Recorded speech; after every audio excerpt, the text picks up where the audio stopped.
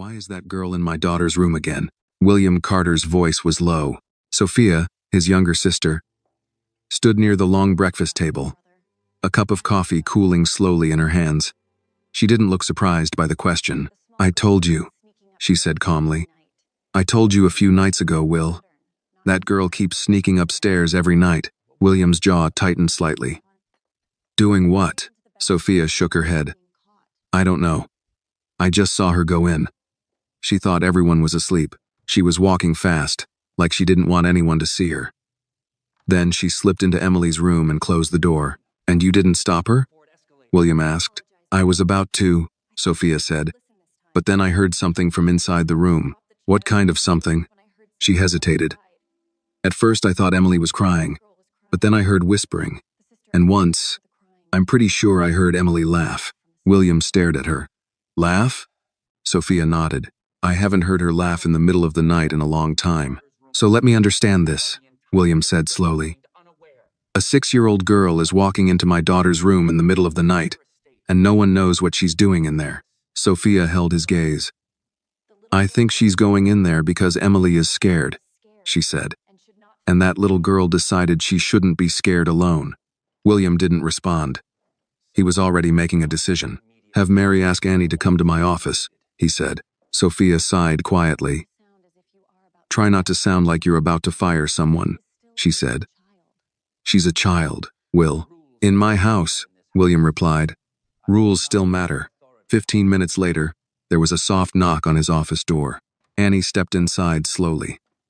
She was 6 years old, small for her age, with dark curly hair pulled back into a ponytail and a school backpack still hanging from one shoulder. She looked around the office with wide, careful eyes, then walked forward when William gestured to the chair in front of his desk. "Sit down, Annie," he said. She climbed into the chair, her feet swinging slightly because they didn't reach the floor. William folded his hands on the desk. "Do you know why I asked you to come here?" Annie shook her head. "No, sir. My sister tells me you've been going into my daughter's room at night," he said. "Is that true?" Annie looked down at her hands and nodded. "Yes, sir." "Why?" William asked. Annie was quiet for a moment. Then she said softly, "Because Emily gets scared," she said. At that exact moment, the office door opened and Sophia stepped in without knocking. "She's not telling you everything," Sophia said. William looked at her.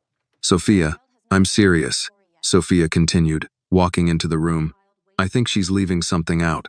Will, this isn't normal. A 6-year-old waiting until the middle of the night, sneaking past the hallway, going into a private bedroom, closing the door. She's planning that. That's not an accident." Annie's head snapped up, her eyes wide. "I'm not planning anything," she said quickly, her voice small but urgent. Sophia crossed her arms. "Then why only at night? Why not during the day? Emily has a nanny. She has nurses. She has doctors. It's not your job to take care of her." Annie looked from Sophia to William, her hands gripping the edge of the chair. "I know," she said. "I know it's not my job." "Then why do you do it?" Sophia asked. Annie swallowed. "I don't go there in the day because Emily is brave in the day," Annie said. "She smiles when people are there. She listens to the nanny. She takes her medicine.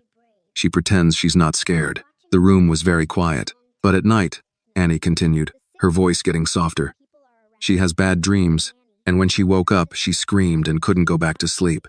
William felt something twist in his chest at those words. Sophia looked at Annie carefully.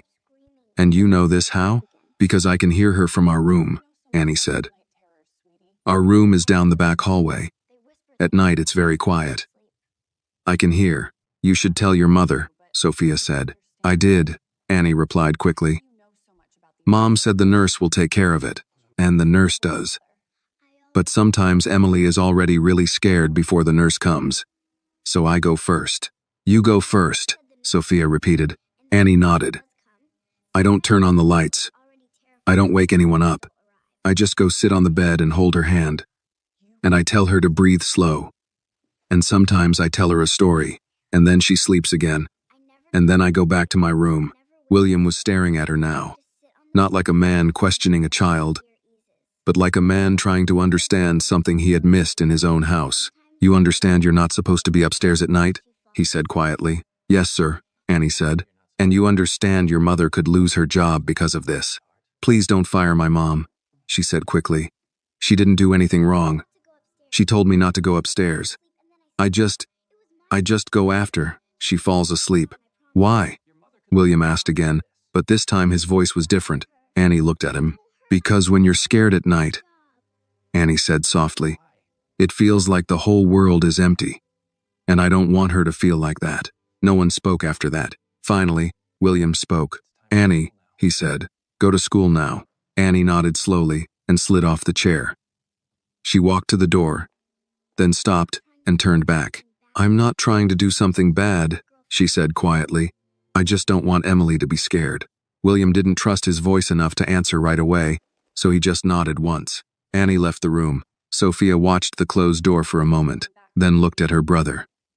I told you, she said softly. She keeps going back for a reason. William didn't answer. He walked to the window and looked out over the long driveway, the iron gates, the security cameras, the perfectly controlled world he had built. That afternoon, he called a security company and told them to install a small camera in the corner of his daughter's bedroom. If Annie was going into that room every night, he wanted to see everything with his own eyes. Because William Carter believed in evidence, in truth, in seeing things for himself. He just didn't know yet that the camera he installed to protect his daughter was going to show him something he had not given to his child in a very long time. William Carter chose the camera himself. He did not leave it to the security company to decide the angle, the height, or the placement. He stood in Emily's room that afternoon with the technician and pointed to the upper corner near the air vent. There, he said. Small, out of sight. I don't want it obvious. The technician nodded. It's motion activated and records continuously to a secure server. You'll be able to view it live from your phone or your office monitor. I'll watch it from my office, William said. He didn't explain why. He wasn't sure he could explain it. Part of him told himself this was about security, about responsibility, about making sure no one entered his daughter's room without permission again. But another part of him, the part that had listened to Annie in his office that morning, wanted to know if what she said was true. That night, William did something he had not done in a long time. He did not go out. He did not take any late calls.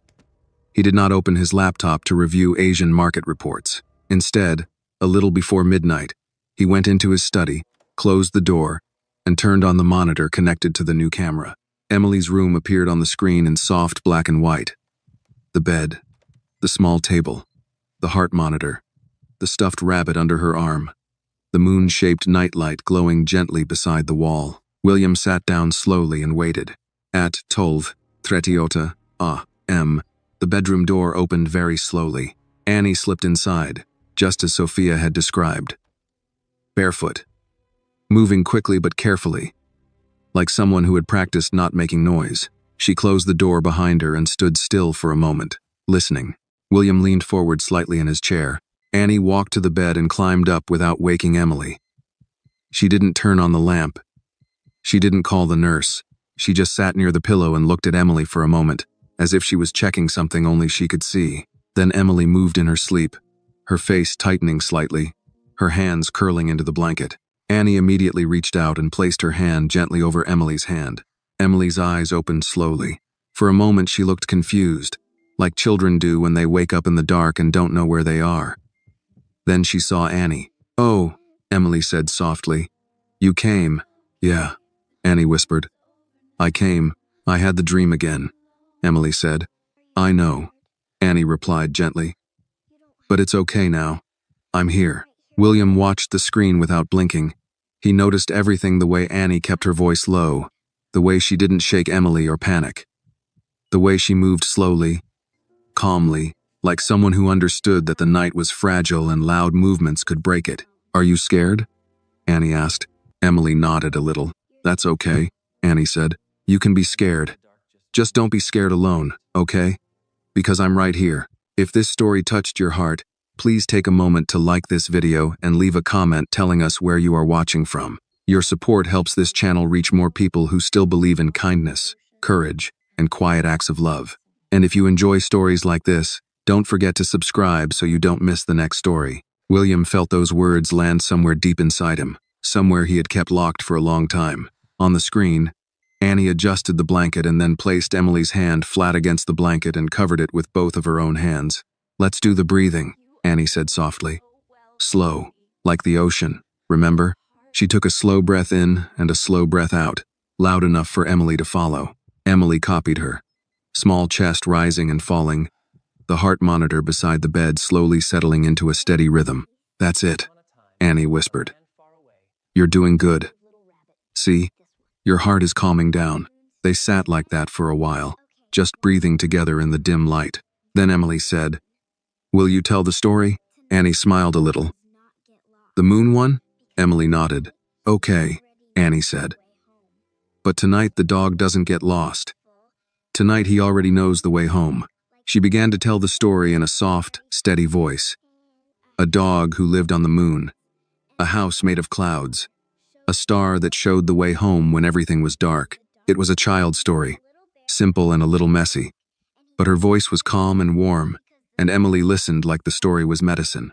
Halfway through, Emily's eyes started to close again. "You can sleep," Annie whispered. "I'll stay until you're all the way asleep." Emily's fingers tightened slightly around Annie's hand. "Promise?" "I promise," Annie said. William sat very still in his chair, staring at the screen. A few minutes later, Emily was fully asleep, her breathing deep and even, her hand still resting under Annie's. Annie didn't leave immediately.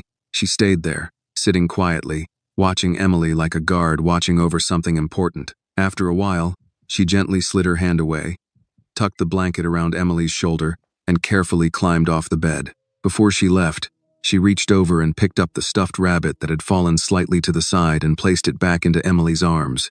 Then she walked to the door, opened it slowly, and slipped out into the dark hallway. The room on the screen became still again, just a sleeping child, a nightlight, and the soft blinking of a heart monitor. William leaned back in his chair slowly. He had installed the camera to find out why a 6-year-old girl was entering his daughter's room every night. Now he knew. William looked at the screen for a long time. He had spent the last year trying to protect his daughter with money, doctors, machines, and rules. And a 6-year-old girl with bare feet and a brave little heart had been protecting her with nothing but time, patience, and a promise she made in the dark. The next morning, William Carter woke up earlier than usual, though he would not have been able to say exactly why. For a long time, his days had followed a strict rhythm. Calls, meetings, reports, decisions, dinners that were more business than food, and late nights in his study while the rest of the house slept. He had built his life on structure because structure was the only thing that had kept him standing after his wife died. But that morning, instead of going straight to his office, he found himself walking toward the kitchen. The kitchen in the Carter estate was large, bright, and surprisingly warm compared to the rest of the house. It was the only place where people talked a little louder, where coffee was poured without ceremony, where the staff sometimes laughed when they thought no one important was listening. Mr. Bennett stood near the counter reading the morning paper, his glasses low on his nose. He looked up when William walked in, and though his expression remained respectful as always, there was a flicker of something like quiet understanding in his eyes. "Good morning, sir," Mr. Bennett said. "Good morning," William replied. Mrs. Turner, the cook, nearly dropped a plate when she saw him. "Mr. Carter, I didn't know you'd be down this early. Would you like breakfast in the dining room?" William shook his head slightly. "Coffee is fine." He sat at the long kitchen island instead of the formal dining room table that could seat 12 people but was usually occupied by only one man and a silence too large to fill. A few minutes later, he heard small footsteps coming from the back hallway. Quick steps, then slower steps, like someone remembered they were supposed to walk, not run, in this house. Annie appeared in the doorway with her backpack on, her hair still slightly messy in the way children's hair always is in the morning no matter how hard their mothers try. She stopped when she saw William sitting there, like she had walked into the wrong room by mistake. For a moment, they just looked at each other. William Carter had faced investors who wanted to dismantle his company and competitors who wanted to destroy him. None of those situations had ever made him feel as strangely uncertain as sitting at his own kitchen counter looking at a 6-year-old girl who had been secretly taking care of his daughter. "Good morning, Annie," Mr. Bennett said gently, breaking the silence. "Good morning, Mr. Bennett," Annie replied politely, still looking at William like she wasn't sure what she was supposed to do next. William realized he was staring and cleared his throat slightly. "Good morning, Annie," he said. "Good morning, sir," she said. She walked carefully to the other side of the kitchen island and set her backpack down on the floor, then climbed onto one of the tall stools. Mrs. Turner automatically placed a glass of milk and a piece of toast in front of her. Like this was a routine that happened every day. Annie picked up the toast but didn't eat it right away. She looked at William again, then looked down at her hands. "Emily slept good last night," Annie said quietly, like she was giving a report. William felt something in his chest tighten again at the simple sentence. She said it like it mattered to her whether his daughter slept well. "I know," William said before he could stop himself. Annie looked up quickly. "You know?" William paused for half a second, then said, "The nurse told me." Annie seemed to accept that, and nodded once. "She only woke up one time," Annie said. "That's better than before." William wrapped his hand around his coffee cup. "Annie," he said after a moment, "when Emily wakes up at night, how do you know what to do?" Annie thought about that question very seriously, like it was a test at school. "I don't know," she said finally. "I just do what I would want someone to do if I was scared." William didn't know what to say to that. Annie took a small bite of toast, then added, "You have to talk quiet, and you can't turn on the big light because then it feels like something is wrong. And you have to hold her hand, but not too tight, because then it feels like she's in trouble. And you have to tell a story, but not a scary story, just a normal story where everything turns out okay." She said all of this very matter-of-factly, like she was explaining the rules of a game everyone should already know. Mr. Bennett folded his newspaper slowly, listening without looking like he was listening. "And the breathing," Annie continued. "The breathing is important because of her heart.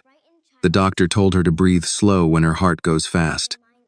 So we do it together so she doesn't forget." William looked at her sharply. "You heard the doctor say that?" Annie nodded. "One time, when Mom was cleaning and I was waiting in the hallway, the doctor said when she gets scared, her heart goes too fast. So, you have to make it slow again." William looked down at his coffee for a long moment. This 6-year-old girl had been listening, remembering, and doing exactly what the doctors had told the adults to do. "Annie," he said slowly, "why didn't you ever tell me you were going into her room at night?" Annie looked surprised by the question. "Because you would say no," she said simply. The honesty of it almost made Mr. Bennett smile behind his newspaper. William nodded once. "You're probably right," he said. Annie looked down again, then said quietly, "Are you still going to make me stop?"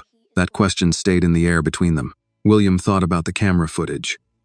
The small hand holding Emily's hand. The slow breathing. The story about the dog on the moon. The way Emily had said, "You came." He thought about the last year, about hospital rooms, about machines, about signing forms with words like risk and procedure and survival rates, about sitting beside his daughter's bed during the day but always finding a reason to leave before night came. Because nights were when she asked questions he did not know how to answer. Finally, William said, "No." Annie looked up quickly, not smiling yet. Just making sure she heard correctly. "No, sir? No," William said again. "But from now on, you don't sneak. If Emily needs you at night, you go through the front hallway, where the cameras can see you. So everyone knows you're supposed to be there." Annie's face changed then, not into a big smile, but into something quieter and more serious. Relief. "Yes, sir," she said. "Thank you, sir." William nodded once and stood up, straightening his jacket slightly out of habit even though he was still in his own kitchen. As he walked toward the door, Annie said softly behind him, "She likes when you read the bear book." William stopped and turned back. "The bear book?" Annie nodded. "The one about the bear who loses the button. The nurse reads it too fast. You read it slow. She likes that." William stared at her for a moment. "How do you know I read to her?" Annie shrugged a little. "I was in the hallway one night," she said. "You were reading. She was holding your finger." William felt something catch in his throat unexpectedly. He had thought those moments were private, too small for anyone to notice, too personal to matter to anyone else. But Annie had noticed. Annie noticed everything. "Go to school," William said quietly. "Yes, sir," Annie replied. She grabbed her backpack and slid off the stool, then waved politely to Mr. Bennett and Mrs. Turner before heading toward the back hallway where her mother was waiting to walk her to the bus stop. William stood in the kitchen for a long moment after she left. Mr. Bennett walked over and picked up William's empty coffee cup. "Children, sir," the old man said, "often see things adults are too busy to notice." William looked toward the hallway where Annie had disappeared. For the first time in a very long time, William Carter was beginning to understand that the most important things happening in his house were not written in contracts, not discussed in meetings, and not reported by his security team. They were happening at 2 o'clock in the morning, in a small bedroom, where a little girl with a weak heart slept better because another little girl refused to let her be alone in the dark. William Carter did not intend to change his routine. Men like him did not wake up one morning and become different people. Change, in his world, was negotiated, calculated, documented, and signed. It did not arrive quietly in the form of a 6-year-old girl with untied shoelaces and a serious sense of responsibility. But over the next few days, small things began to shift inside the Carter house. It started with the nights. William still watched the camera every evening, though he told himself he was only doing it to monitor Emily's condition.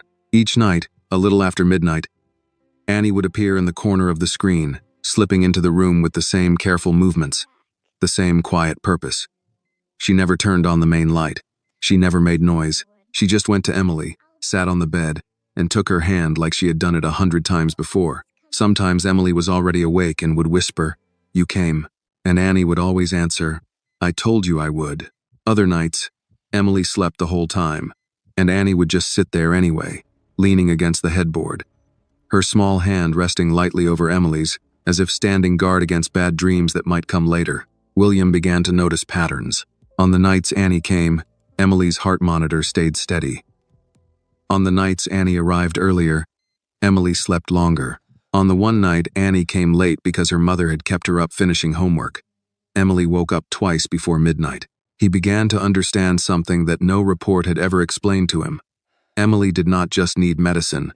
She needed to feel safe. One evening, Dr. Harris came to the house for a scheduled checkup. Emily sat on the couch with her stuffed rabbit while the doctor listened to her heart, asked her questions, and checked the numbers on his tablet. "You're getting stronger," Dr. Harris told her with a warm smile. "Have you been following my instructions? No running marathons when I'm not looking?" Emily smiled a little. "I don't run," she said. "That's probably for the best," the doctor said gently. William stood nearby, listening carefully, the way he listened in meetings where millions of dollars were at stake. After the examination, Dr. Harris walked with William into the study. "Her heart is stable," the doctor said. "More stable than I expected, actually. Her nighttime heart rate has improved." William nodded once. "We adjusted the medication last month." Dr. Harris shook his head slightly. "Medication helps," he said. "But this looks more like reduced nighttime anxiety." William was quiet. "Less fear means less stress on the heart," Dr. Harris continued. "For a child like Emily, emotional calm is not just psychological. It's physical. It can be the difference between a good night and a dangerous one." William thought about the camera footage, about small hands and quiet stories and slow breathing in the dark. "Doctor," William said carefully, "what helps a child feel safe?" Dr. Harris smiled a little. "Consistency," he said. "A calm voice. Familiar presence. Someone they trust sitting with them when they wake up and don't understand the dark yet." William nodded slowly. "I see." That night, William did something different. Instead of watching the camera from his study, he walked upstairs a little before midnight and stood in the dark hallway outside Emily's room. The door was slightly open, and the soft moon-shaped nightlight cast a pale glow across the floor. At 12:41 a.m., Annie appeared at the end of the hallway. She stopped when she saw him standing there. For a moment, she looked like a small animal that had unexpectedly found a tall human blocking the path. "I told you that you don't have to sneak anymore," William said quietly. "I know," Annie said, her voice just above a whisper. "I was just walking quiet." William nodded once. "She's awake," he said, tilting his head slightly toward the door. Annie slipped past him and into the room.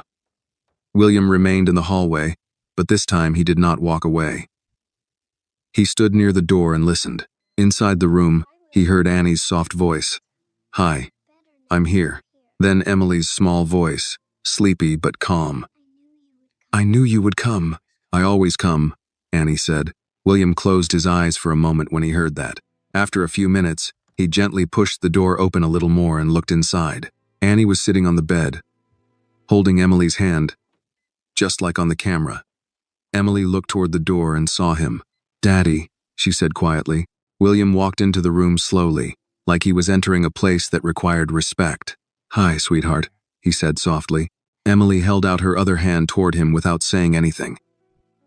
William hesitated only a second before walking over and taking her hand. Now Emily lay between them, holding Annie's hand with one hand and William's with the other. Her small fingers wrapped around both of them like she was connecting two sides of a bridge. "Annie was telling me about the moon dog," Emily said sleepily. William looked at Annie. "The moon dog?" he asked. Annie nodded seriously. "He lives on the moon, but he keeps getting lost," she said. "But every time he gets lost, someone turns on a light so he can find his way back." William sat down slowly in the chair beside the bed, still holding Emily's hand. "That's a good story," he said. Emily's eyes were already starting to close again. "You can stay," she murmured, not looking at either of them specifically. "Both of you can stay." William looked at Annie.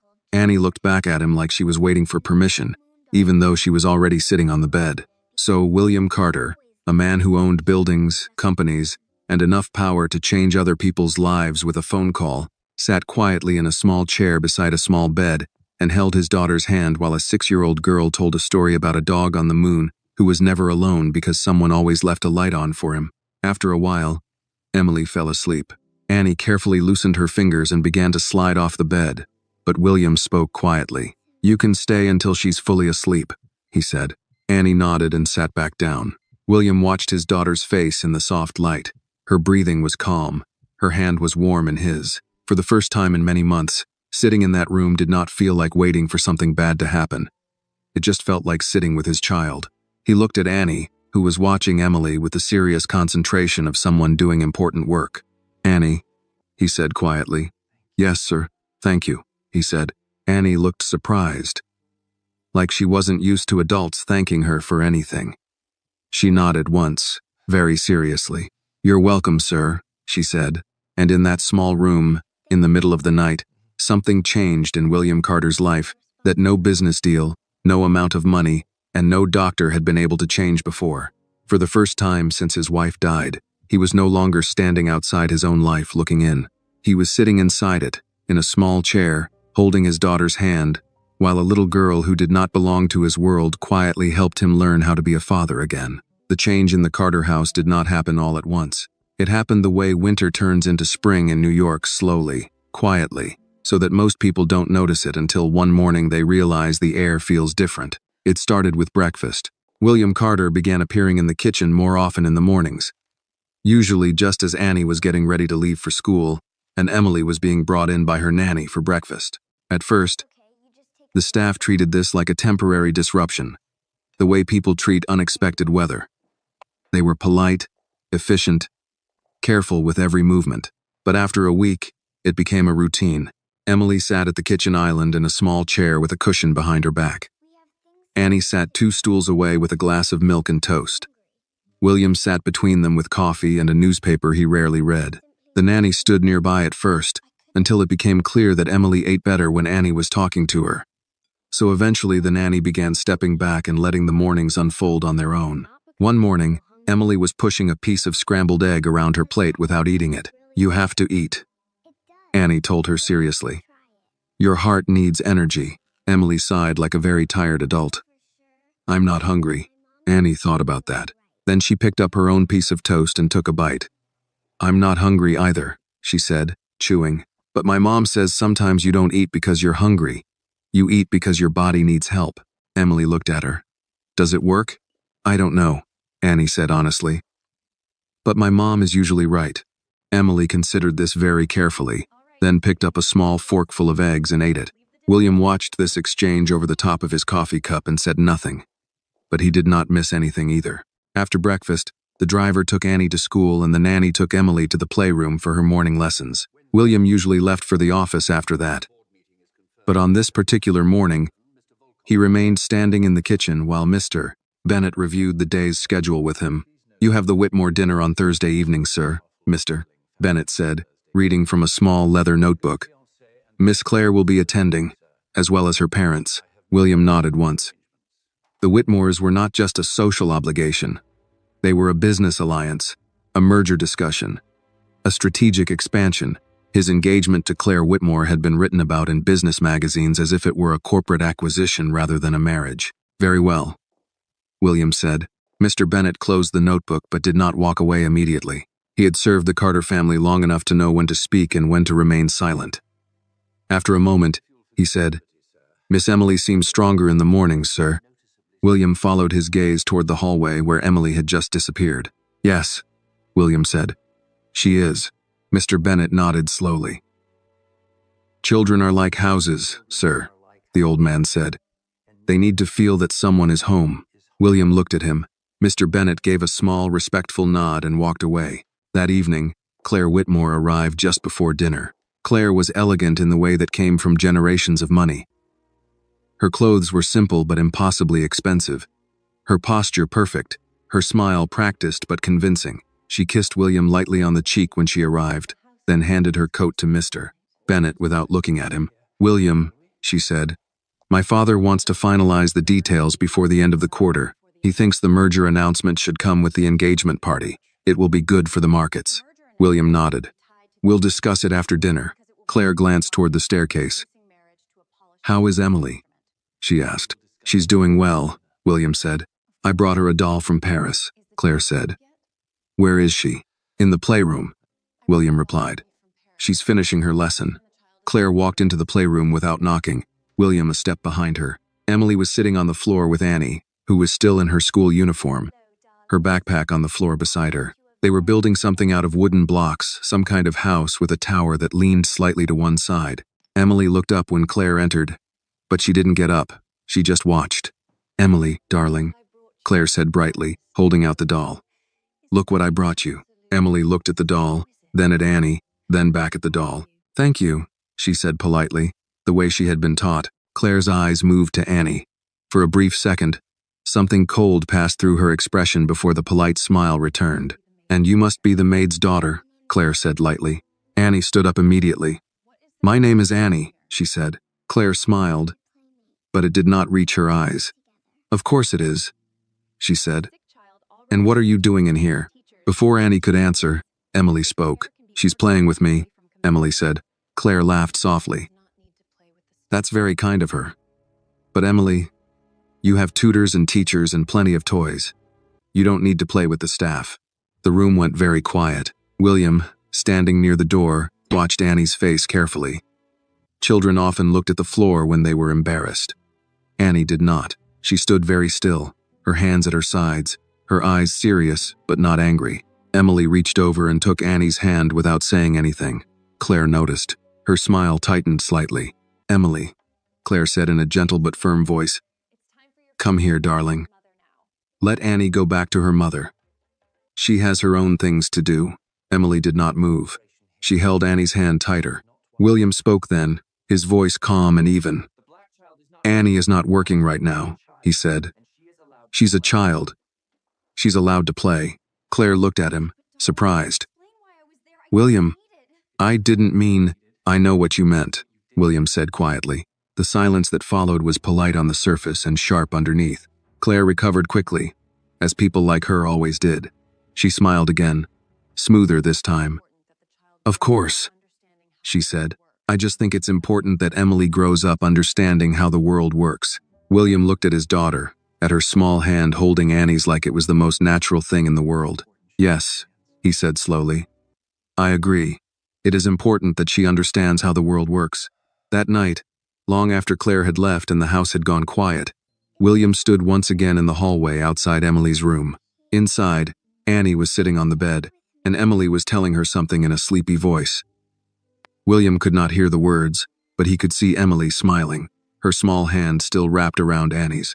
For the first time, William began to understand that there were two kinds of people in his world. People who believed they were important because of money, power, and last names, and people who became important because a small child reached for their hand in the dark and trusted that they would not let go. And he was beginning to realize which kind of person he wanted his daughter to become. Claire Whitmore did not like being ignored. She was not a woman who raised her voice or created ugly scenes. She was far too well trained for that. Claire believed in quiet influence, in polite pressure, in making problems disappear without anyone being able to say exactly when or how it happened. She believed in order, in hierarchy, in the natural structure of the world as she understood it. And in Claire Whitmore's world, a maid's daughter did not sit at the same breakfast counter as William Carter and his child. 3 days after her visit, she returned to the Carter estate in the late afternoon, unannounced but entirely expected in the way that powerful people were always expected. Mr. Bennett opened the door, and Claire stepped inside, elegant as always, her heels making soft, precise sounds on the marble floor. "Good afternoon, Mr. Bennett," she said. "Good afternoon, Miss Whitmore," he replied politely. "Is William home?" "He is in his study, miss." Claire nodded and handed him her coat. As she walked past the hallway that led toward the kitchen, she slowed slightly when she heard something she did not expect. Laughter, a child's laughter, Emily's laughter. Claire turned her head and looked down the hallway. In the kitchen, Emily sat on one of the tall stools, and Annie stood beside her, showing her how to stack slices of apple and peanut butter into what appeared to be a very unstable tower. Mrs. Turner stood nearby, pretending not to watch, and Mr. Bennett stood at the counter polishing silver that was already polished. "If it falls, we just build it again," Annie was saying. Emily giggled. "It's going to fall. Everything falls," Annie said wisely. "That's why you don't build it too tall." Claire watched this scene for a long moment, her expression unreadable. Then she turned and walked toward William's study. William was standing by the window when she entered, reading something on his tablet. He looked up when she walked in. "Claire," he said. "We need to talk," she replied. He set the tablet down. "All right." Claire did not sit. She walked slowly around the room, looking at the bookshelves, the desk, the city skyline beyond the glass, as if she were inspecting a property she was considering purchasing. "I stopped by the kitchen," she said. "I saw Emily and the little girl." William did not say anything. Claire turned to look at him. "William, I'm going to speak plainly, because that's what adults do when they're about to join families and companies and futures together." He waited. "That child is in the main part of the house constantly now," Claire said. "She eats there. She plays there. She sits with Emily, as if she belongs there. She's Emily's friend," William said calmly. Claire smiled slightly. "She is the housekeeper's daughter." William's expression did not change. "Her name is Annie. That's not the point," Claire said, her voice still perfectly controlled. "The point is boundaries, structure, order. Children need to understand how the world works, and so do the people who work for us." William walked to the desk and leaned one hand against it. "And how does the world work, Claire?" Claire met his eyes. "The world works because people understand their place," she said. "And when they don't, things become messy." William was quiet for a moment. "Emily is not things," he said finally. "And Annie is not messy." Claire sighed softly, like she was the reasonable one in a difficult conversation. "William, you're letting emotion interfere with judgment. I understand why. Emily is sick. You've been through something terrible. But this," she gestured vaguely toward the rest of the house, "this is not how you solve it." William's voice was very calm when he answered. "Do you know why Emily sleeps through the night now?" Claire hesitated slightly. "The new medication, I assume." William shook his head once. "No." He walked over to a cabinet, opened a drawer, and took out a tablet. He tapped the screen once, then turned it toward Claire. On the screen was the black and white video from the hidden camera in Emily's room. Claire frowned slightly. "You put a camera in her room?" "Yes," William said. "I wanted to know why Annie kept going in there." He pressed play. The video showed Annie slipping into the room in the middle of the night, walking to the bed, taking Emily's hand, speaking softly, guiding her breathing, telling her a story, staying until she fell asleep. Claire watched in silence, her face slowly losing some of its composure. William did not look at the screen. He looked at Claire. "She does this every night," he said. "Every single night. While I was in this room working, while the nurse was down the hall, while everyone assumed someone else was taking care of it." On the screen, Annie said softly, "You're not alone. I'm right here." William paused the video. "The doctor says Emily's heart is more stable because she's less afraid at night," William said. She's less afraid because that little girl walks down a dark hallway every night and sits with her until she falls asleep again. Claire said nothing for a long moment. Finally, she said, "You're becoming attached." William almost smiled, but there was no humor in it. "My daughter is attached," he said. "I'm just catching up." Claire crossed her arms. "And what happens when the girl's mother quits, or gets married, or moves away? What happens when Emily becomes dependent on someone who is not family?" William looked at the frozen image on the screen, Annie sitting on the bed, holding Emily's hand. Then he looked back at Claire. "Then I will deal with that when it happens," he said. "But right now, this is what my daughter needs." Claire's expression hardened slightly for the first time. "William, you are thinking like a father," she said. "But you also have to think like a man who runs a corporation and is about to merge with another powerful family. Appearances matter." William's voice became very quiet. "My daughter's heart matters more," he said. The room fell silent. Claire studied him for a long moment, as if she were looking at a man she thought she knew and realizing he was not as predictable as she had believed. Finally, she said, "You're going to have to choose carefully what kind of life you want, William." William nodded slowly. "I already am," he said. Claire picked up her bag. "We'll talk again at dinner on Thursday," she said. "With my parents." She walked to the door, then paused and looked back at him. "Just remember," she said, "the world is not changed by little girls who tell bedtime stories." William looked at the paused image on the tablet again. "No," he said quietly. "But sometimes a single little girl can change an entire house." Claire left without another word. That night, William stood once again in the hallway outside Emily's room. Inside, Annie was telling a story. Emily was listening, and the soft light from the moon lamp filled the room with a quiet kind of peace. William leaned lightly against the wall and listened to the sound of his daughter's small voice and Annie's steady one. For the first time, he began to understand that this was no longer just about a child sneaking into a room at night. This was about loyalty, about kindness, about the kind of quiet courage that does not announce itself and does not ask for permission. And deep down, William Carter knew something else too. A storm was coming, and when it arrived, he was going to have to decide who truly belonged in his house. On Thursday evening, the Carter house looked the way it always did when important people were coming. Quiet, perfect, and slightly colder than usual. The long dining table was set with white plates, crystal glasses, and silver that reflected the chandelier light in sharp, clean lines. Mrs. Turner and the kitchen staff moved like a small, silent army, placing dishes with careful precision. Mr. Bennett supervised everything with the calm authority of a man who had run formal dinners in this house for longer than most of the guests had known William Carter existed. Upstairs, Emily sat on her bed in her pajamas, her stuffed rabbit tucked under her arm. Annie sat beside her, brushing the rabbit's fur gently with a small plastic brush, like it was a very important patient. "You have to be gentle," Annie said. "If you brush too hard, he'll lose more fur and then he'll be cold." Emily nodded very seriously. "We don't want him to be cold." There was a soft knock on the door, and Sophia stepped in. "Hey, you two," she said with a warm smile. "Emily, your dad has guests tonight, so you have to sleep a little earlier, okay?" Emily made a small face. "I don't like when there are too many people." "I know," Sophia said, sitting on the edge of the bed. "But they'll be downstairs, and you'll be up here, and Annie will be right here, right?" Annie nodded immediately. "I'm here." Emily seemed satisfied with that and lay down, pulling the blanket up to her chin. Annie reached over and took her hand automatically, like it was part of the bedtime routine now. Sophia watched them for a moment, her expression soft but thoughtful. "You know," she said quietly to Annie, "you're very important to her."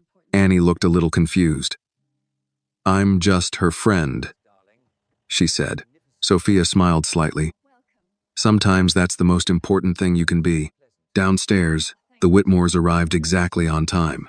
Claire entered first, elegant and calm, followed by her father, Richard Whitmore, and her mother, Eleanor Whitmore. They were the kind of people who carried their wealth like an invisible coat, always present, always noticeable, even when they were being perfectly polite. "William," Richard Whitmore said, shaking his hand firmly. "Good to see you." "Richard." "Eleanor," William replied. They moved into the sitting room for drinks before dinner. Conversation was smooth, controlled, and full of numbers hidden inside polite sentences. The European expansion will be easier after the merger, Richard said. Your infrastructure, our political connections. It's a strong combination. That's the idea, William replied. Eleanor Whitmore sipped her wine and glanced around the room. And how is your daughter, William? Claire tells us she's been unwell. She has a heart condition, William said calmly. But she's doing better. That's good to hear, Eleanor said politely. Children need stability. Claire set her glass down. Emily has become very attached to a certain situation in the house, she said carefully. William did not look at her. If you're referring to Annie, you can say her name. Richard Whitmore looked mildly confused. Annie, the housekeeper's daughter, Claire said. She's been spending a great deal of time with Emily. Eleanor Whitmore's eyebrows lifted slightly, but she said nothing. Richard looked at William. Is that wise? He asked in a neutral business tone, as if they were discussing a junior employee. William answered just as calmly. It's helpful. Claire gave a small, controlled smile. Emily has nurses, tutors, and doctors, she said. But she seems to prefer the company of a 6-year-old. Emily prefers people who make her feel safe, William said. There was a brief silence at that. Richard cleared his throat slightly. Of course, he said. But you must be careful, William. Children become attached easily, and attachments can become complicated. William looked at him. She's a child, Richard. Not a business liability. Dinner was announced before the conversation could go further, but the tension did not disappear. It simply followed them to the table and sat down with them like an uninvited guest. Upstairs, Emily was still awake, talking softly to Annie. Do you think my daddy likes Claire? Emily asked sleepily. Annie thought about that. I don't know, she said honestly. Grown-ups are hard to understand. Emily nodded like this confirmed something she already suspected. I think he's different when she's here, Emily said. Different how? Annie asked. He talks like he's in a meeting, Emily said. Not like when he reads the Bear book. Annie considered this very seriously. Maybe he forgets, she said. Forgets what? How to be at home, Annie said. Emily seemed to think that made sense. After a moment, she yawned and squeezed Annie's hand. Don't go, she murmured. I won't, Annie said. Downstairs, dinner was almost over when Claire finally said what she had clearly been planning to say all evening. William, she said, setting her napkin down. We need to talk about the household structure before the engagement party. William looked at her. What about it? Claire folded her hands neatly on the table. If we're going to build a life together, there need to be clear boundaries. For Emily, for the staff, for everyone. Richard and Eleanor Whitmore said nothing, but they were listening very carefully now. Claire continued, her voice calm and reasonable. The staff quarters exist for a reason. The main house exists for a reason. Children need to understand the difference. William's voice was very calm when he answered. Emily understands the difference between people who care about her and people who don't. Claire's expression did not change, but something in her eyes hardened slightly. That's not what I mean. I know exactly what you mean, William said. The room went very quiet. Claire leaned slightly toward him. You cannot build a future with me while turning your house into something without structure, she said quietly. I won't live in a house where the helps child wanders wherever she wants and sits at the family table like she belongs there. William looked at her for a long moment. Then he said, very quietly, She does belong at the table. Claire stared at him. Because my daughter sleeps at night when she's there, William continued. Because my daughter laughs again when she's there.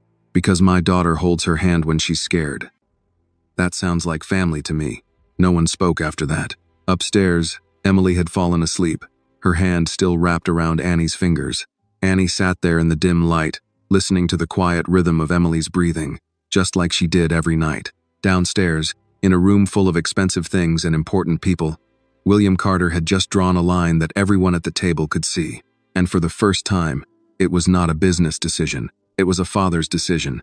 The morning after the Whitmore dinner, the Carter house felt quiet in a different way. Not tense, not cold, just watchful, like a place that knew something important had been said and could not be unsaid. William was in his study earlier than usual, but he was not working. The financial reports lay open on his desk, unread. Instead, he was looking at a single sheet of paper Dr. Harris had left the day before. It was a chart of Emily's heart rate patterns over the past 3 months. The difference was clear. On the chart, there were small notes written in the doctor's careful handwriting. Night terror episode. Elevated heart rate.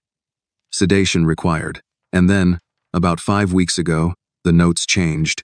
Sleeping through night, mild disturbance, recovered quickly, stable.